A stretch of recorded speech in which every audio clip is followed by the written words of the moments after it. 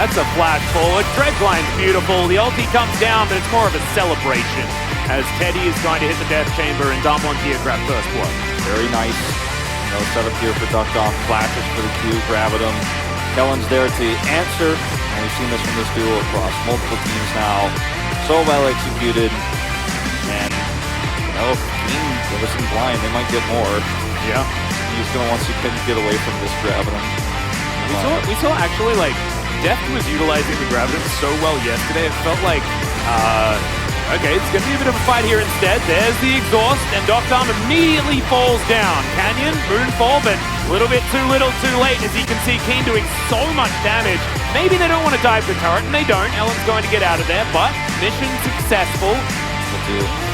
Heroic charge as Ellen doesn't quite get the stun, as once again, Canyon in a bit of trouble here. He gets the ulti, Moonfall comes down as Canyon trying to fight this one out, but it does not work. Keen seems to be everywhere as the back massage.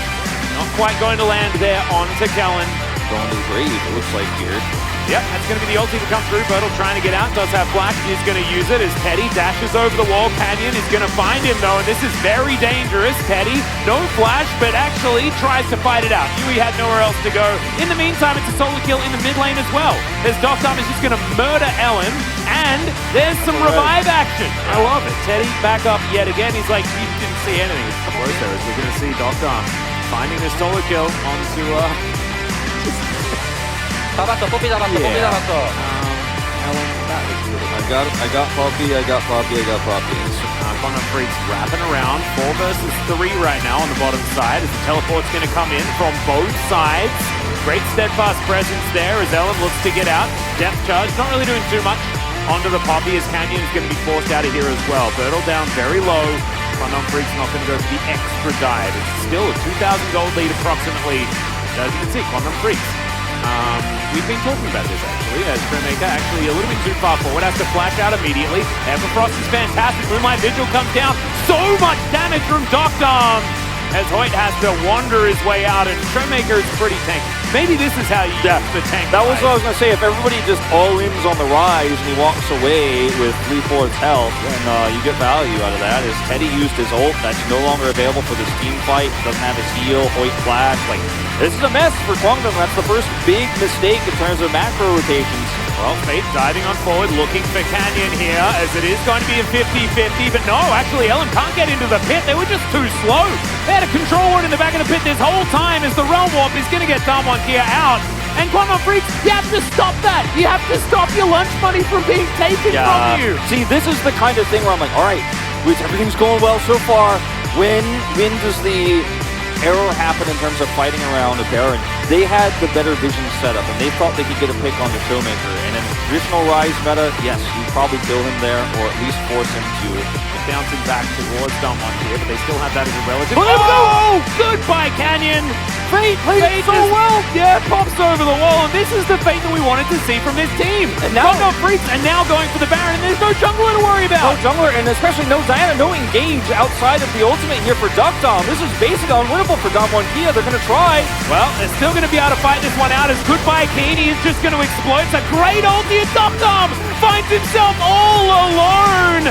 Oh man, it was looking good for Damwon as they managed to take down Keen, but then Ellen finds a phenomenal ultimate, and this should be the Baron. This is definitely the Baron here. Ellen on the Poppy, man. I'm telling you, this is a champion that looks great. He looks great on, and now Damwon here just hoping the health bars alone up here. Maybe they can push in.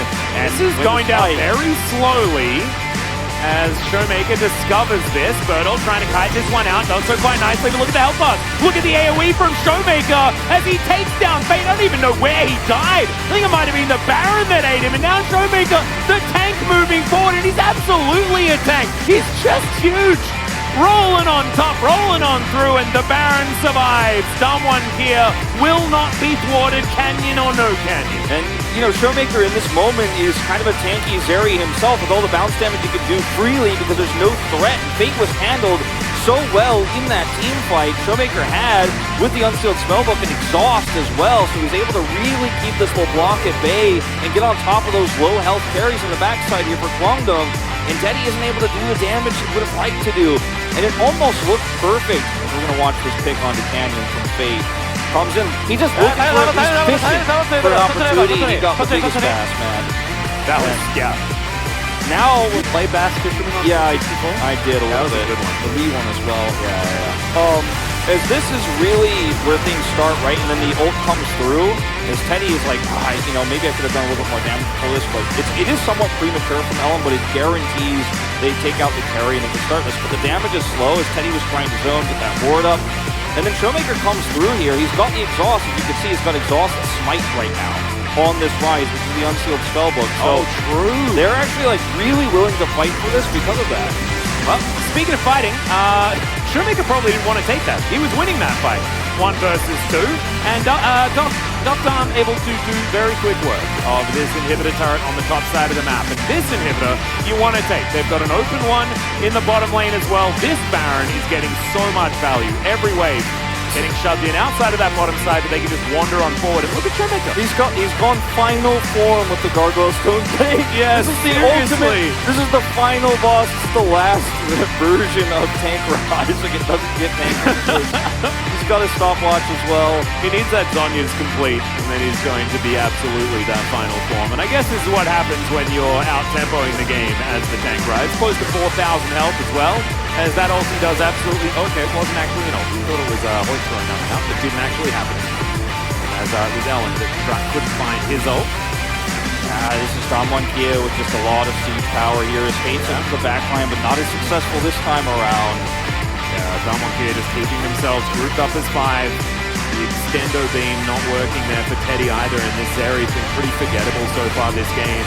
Doing quite the damage that we want to see. They need the miracle to fight, and Teddy's had to alter his build a little bit here with the Cleaver, and now the Maw for a little bit more survivability against the Rise, against the Diana more than anything else. And Kwangdong Freaks need a team fight where they can all work together around the Braum ult and healing against the Diana. Being the ones who turn is definitely the best way for Kwangdong to approach the fight, but now that they don't have vision anymore, they really struggle. And last time they tried to turn, they just didn't have the numbers, they didn't have the health bars to win that fight against Damwon Kia.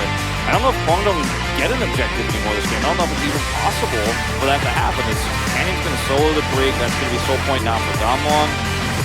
Super minions on the top side of the map, which is the opposite of where the objective is, so it's perfect for Damwon.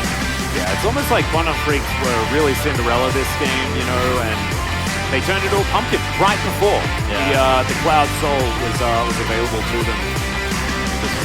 They have been circling the drain a little bit ever since then. That Baron, not really what they wanted. It was a bit of a roller coaster ride. But in the end, Damwon were able to reign supreme. Looking for the final 2 inhibitors here, as there are no inhibitor turrets left remaining. And Damwon here seem unstoppable. That's a great dredge line, but immediately Fate is going to go into that stopwatch. Huge knock-up to come through, and Showmaker is untouched. Moonlight Vigil does so much work. Moonfall comes in. Teddy explodes. Doctarm wants to get himself a penta. He's going to find himself the triple kill. There's the quadra, as Teddy's going to flash. He wants to deny it.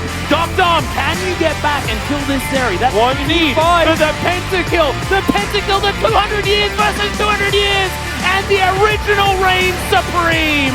Doctarm's gonna lock it down for the penta, and they will win this game.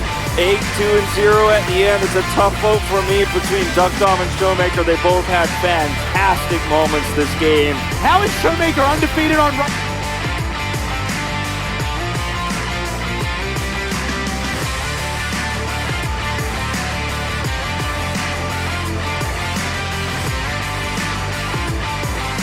오른쪽에 있을게. 내가 오른쪽에 있을게. 오케이. 야 여기 시야 뚫어줄게. 르블랑 봐. 빨리 자. 차 들어온다. 르블랑 잡았어. 나 그래 이긴 듯. 천천히 볼게. 앞으로 가자 이건. 대리 속박돼. 펜타. 펜타 줘. 되냐 이거? 돼. 일단 천천히. 걱정이 하고. 못해도 괜찮아. 펜타 안 해도 괜찮아. 스택 주죠. 나 텔로 올게. 잡았어. 펜타 다. 나이스. 억담. 이게 나야. 알자. 좋았어. 나이스.